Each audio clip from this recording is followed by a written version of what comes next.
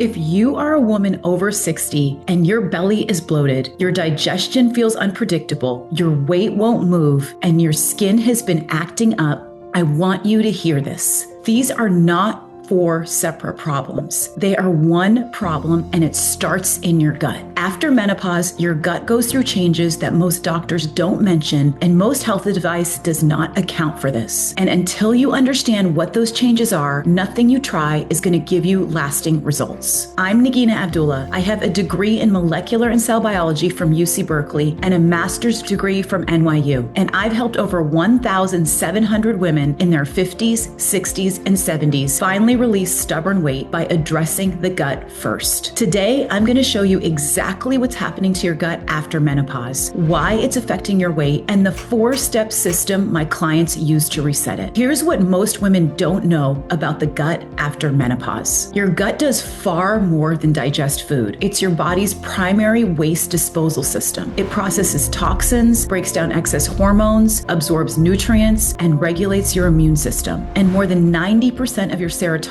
the mood and well-being chemical, is produced right here in your gut. When estrogen declines in menopause, it directly changes the environment inside your gut. Helpful bacteria decline. Harmful bacteria move in. Your gut lining, the protective barrier between your intestines and your bloodstream, begins to break down. When that barrier breaks down, toxins leak into the bloodstream. Your immune system responds with inflammation, and that inflammation shows up as bloating, skin flare-ups, brain fog, joint pain, and weight that refuses to move. This is not just aging. This is a specific, identifiable shift in your gut environment, and it can be addressed. Let me tell you something specific about harmful gut bacteria and weight, because this changes everything. Harmful bacteria don't just cause bloating and gas. They actually signal your body to store fat. Here's how. Harmful bacteria produce toxins as a byproduct of their activity in your gut. Those toxins trigger inflammation, and chronic inflammation sends a signal to your fat cells to hold on, to not release. On top of that, harmful bacteria drive sugar cravings. They produce signals that make you crave more of exactly what they need to survive. If you have ever felt like your sugar cravings were completely out of your control, this is part of why. And here's what makes this so frustrating. You can be eating a clean, healthy diet and still be feeding those bacteria, because certain foods that seem healthy are exactly what harmful bacteria thrive on. I want you to think about your gut like a garden. When a garden is healthy, it's full of thriving plants, diverse,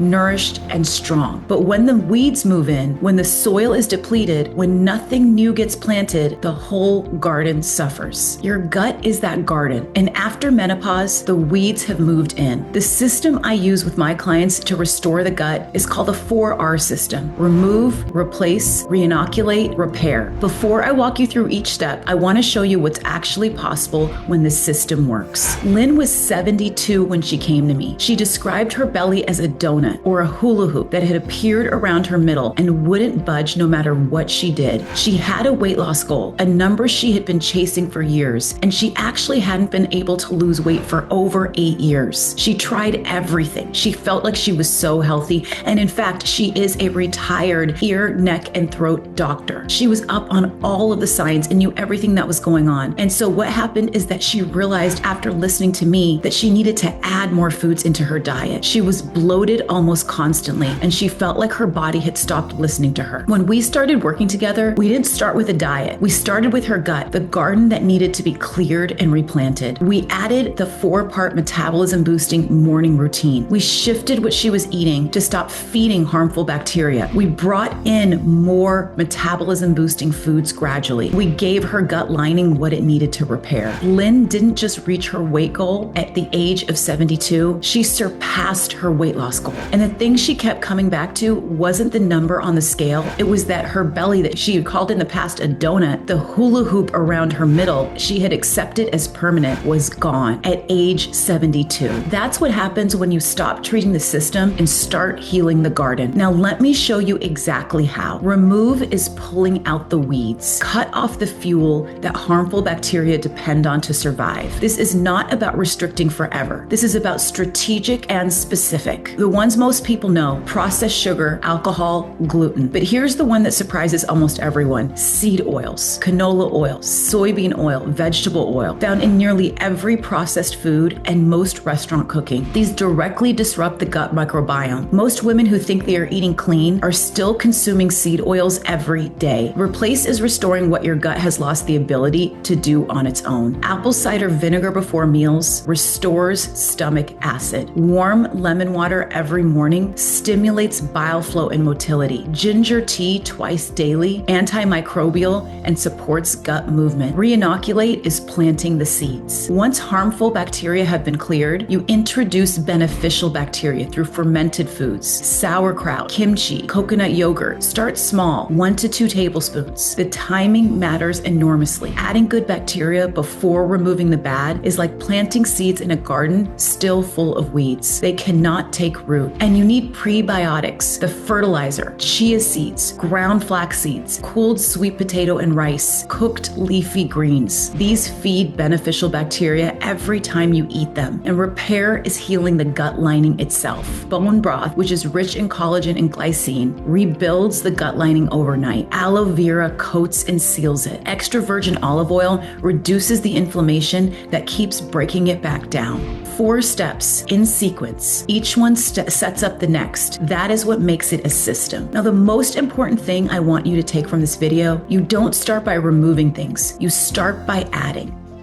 Number 1, chia seeds. 1 tablespoon in your morning. It soothes the gut lining. It feeds beneficial bacteria. It supports gentle, regular motility.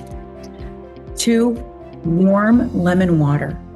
First thing in the morning. Half a lemon in warm water stimulates bile flow, wakes up your digestive system, starts motility before your day begins. 3, 1 fermented food. Start small. 1 or 2 tablespoons of sauerkraut or kimchi alongside a meal, consistently every day. 3 additions. This is your starting point. Now, here is your homework action for today. Tomorrow morning, warm lemon water before anything else. Half a lemon in warm water, and notice how your body feels. That warm water calms your gut. It opens up flow. One thing, that's all you got to do. And if you want to go deeper, I have a free recipe for you. It's called the Golden Gut Glow Morning Elixir, a gut healing morning drink that combines 3 of the most powerful anti-inflammatory spices and herbs: turmeric, ginger, and cinnamon, into one simple recipe. Turmeric to reduce gut inflammation, ginger to support motility and movement and kill harmful bacteria, cinnamon to stabilize blood sugar and reduce the cravings that harmful bacteria drive. Together, they support every layer of what we talked about today, from the remove phase to the repair phase, in one